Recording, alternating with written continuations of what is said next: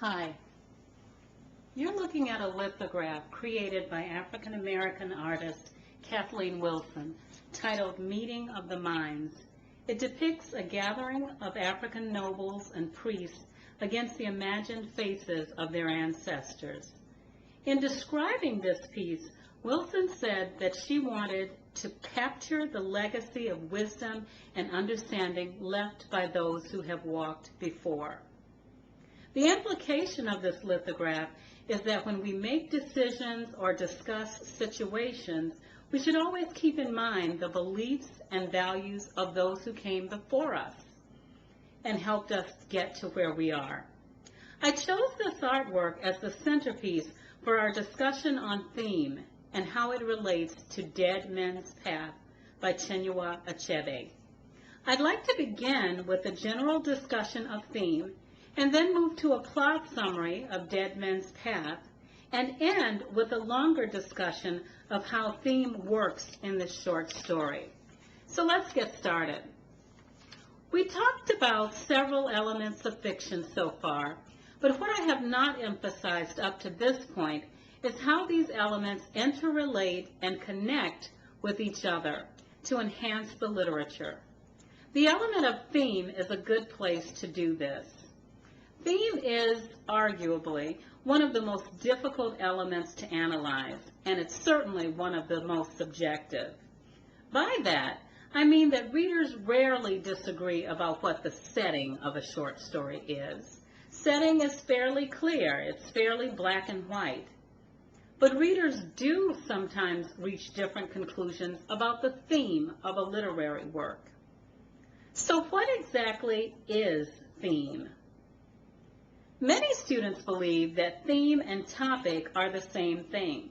So these students might answer that the theme of a given work is love or courage.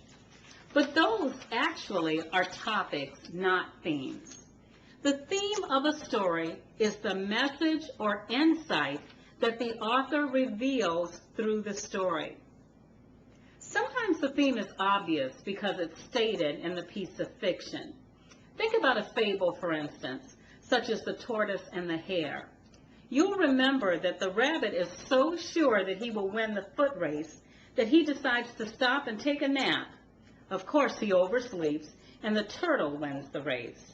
The theme or lesson of the fable is explicitly stated at the end. Slow and steady wins the race. Some literary critics also believe that even popular fiction, such as detective or mystery stories or romance novels, also have unmistakable themes because their endings are fairly predictable. The detective is going to solve the case. The boy will get the girl, proving that true love always prevails. In literature, however, theme is more complicated for a couple of reasons. First, theme is rarely stated. It is usually implied. Second, a work of fiction may have more than one theme. And third, readers are sometimes influenced by their own experiences, so they tend to draw different conclusions about the theme or about the significance of the events. So then, how does a reader determine the theme or themes of a literary work? There are several strategies that you can use. First, the title of the story is often a hint about theme. Think then about how the title relates to the plot and what message might be conveyed by the title. Second, the characters often give us clues about the theme. Ask yourself, did the character arrive at any new understanding or discovery? And if so, what was it? Third, repetition sometimes points to theme. Did you notice repeated names or titles or symbols? In literature, symbols often relate to theme. Hopefully, you can see from these questions the connection between theme, character, and symbol. They each reflect upon each other.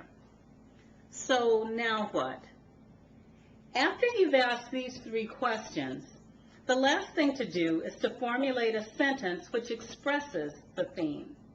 Begin by thinking of the topics raised in the short story, and then ask, what is the author trying to tell us about this topic?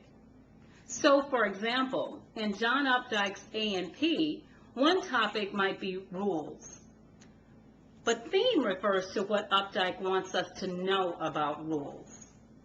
As you develop your sentence about theme, keep in mind two guidelines about structure. Rule number 1, the theme statement should be global and not only about the characters in that particular story. What this means is that if you were writing about theme in John Steinbeck's The Chrysanthemums, your sentence should not refer to Eliza specifically. It should be broadened to apply to women in general. Rule number 2 is that theme should be expressed as its own sentence. In other words, we would not write that the theme of The Chrysanthemums is oppressed women, because oppressed women is not a complete thought. It's just a phrase.